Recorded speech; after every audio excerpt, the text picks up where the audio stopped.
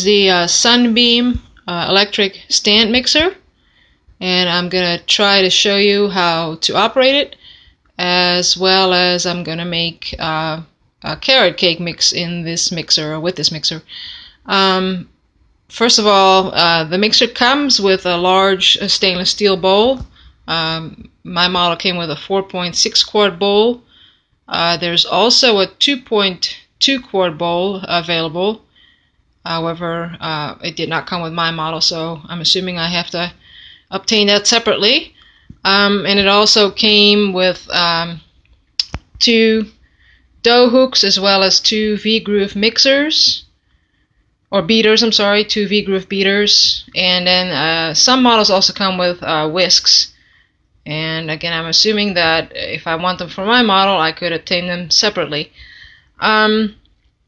Anyway, so there is a lever at the front here that you can use to have the bowl in the correct position.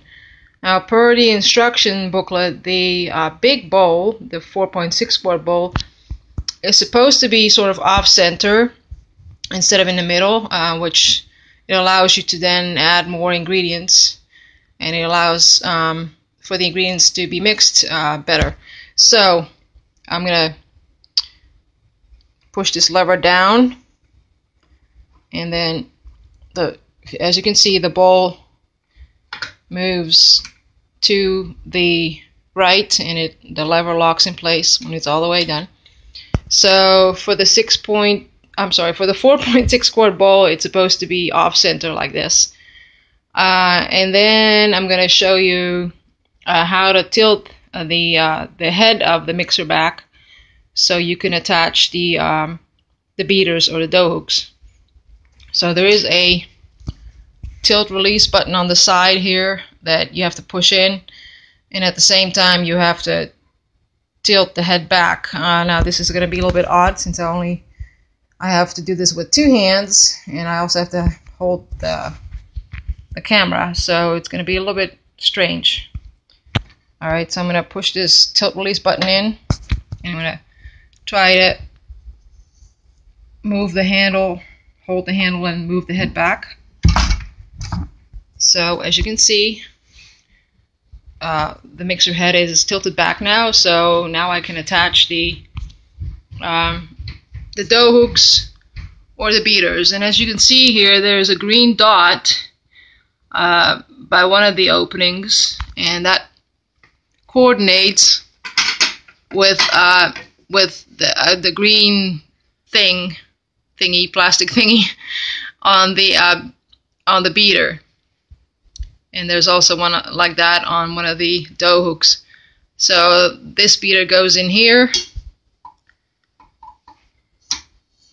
Alright, so when it just clicks in place like this, and then the other beater goes in here, and it clicks in place, and now I've got to tilt the head back. And actually I need a little handy assistant here, which he's coming, and you have to move over on that side and push the button in for me, please. Okay, and then now the mixer head's back in place in the bowl.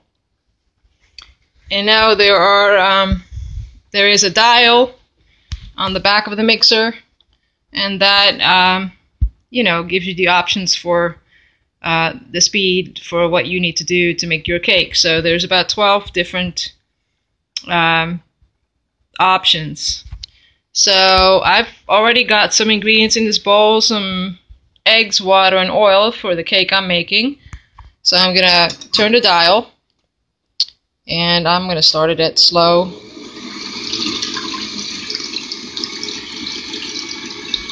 But I probably have to speed it up a little to the thing that says mixing, which is about 5, I believe. And it's really easy. It operates really smoothly and easily, this dial here. So here you can see the eggs, the water, and the oil being mixed. And as you can see, the bowl is also turning on the turntable. So as soon as this is mixed enough, I'm going to add the actual cake mix. Alright, I think I can probably, this is just a boxed cake mix I got, but I'm going to add some extra ingredients as well. So I'm going to start adding the cake mix, and I might have to increase the speed.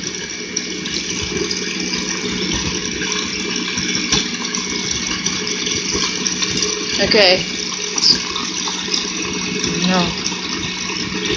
I think I'm going to have to take the bag out of the box here.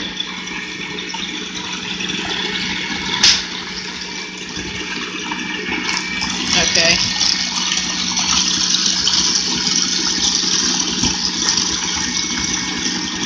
And I think I might have to increase the speed here because it's not, the bowl is not turning, and it does say that in the instructions, that when it gets heavy you have to increase the speed so that all the ingredients get mixing correctly.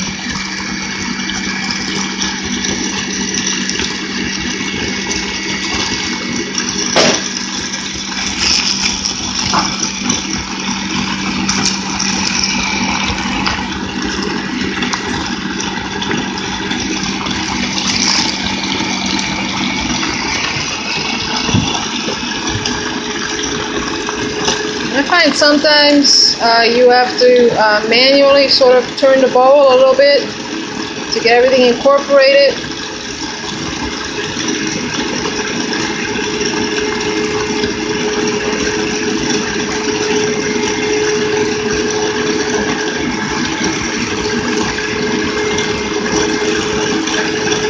Now, carrot cake mix can be pretty heavy. It's not like an angel food cake or something.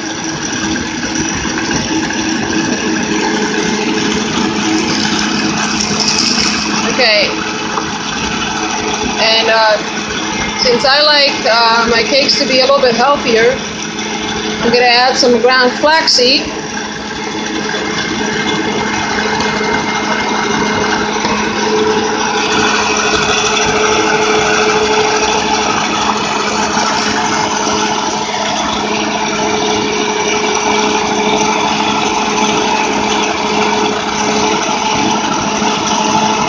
So it's incorporating pretty well. I might actually even have to turn it up a little more for the beating part.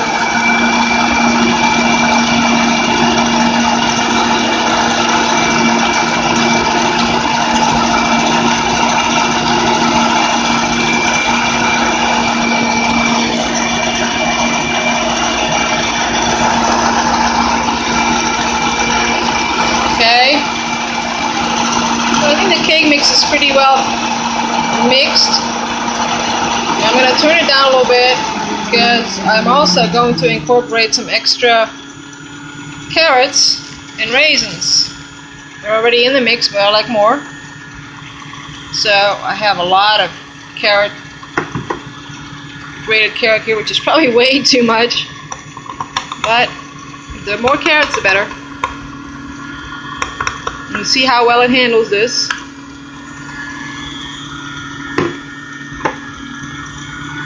And really it just needs to be incorporated, not really mixed in. But it seems to have a little trouble with this. It's getting a little too heavy for it, I think.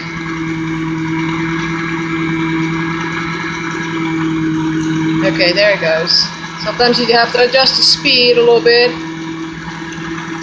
Other than what the recipe says. I have even more carrot here that it didn't mix in.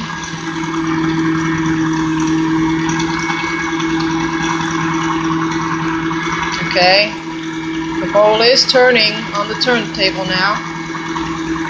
This is a very heavy mix here.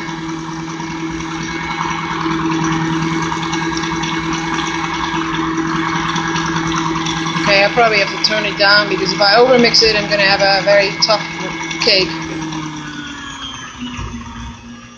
And I also have some raisins that I'm going to, extra raisins that I'm going to add in.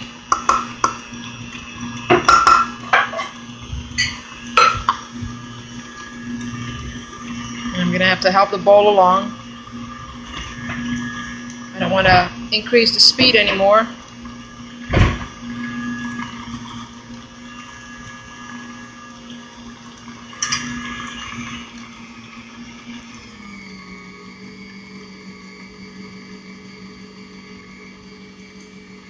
It looks like everything is incorporated pretty well, so I'm going to turn it off now. And then again, I need my handy assistant to press the tilt release button so I can get the beaters out of here. So, and oh, and there's a release button on the top here, which that's the one you press in order to release the beaters or the dough hooks. So I guess I might as well do that now. You see, they don't really drop in. They don't drop into your dough, which is good. They just get loose, and then you manually take them out. My handy assistant here is helping me with this.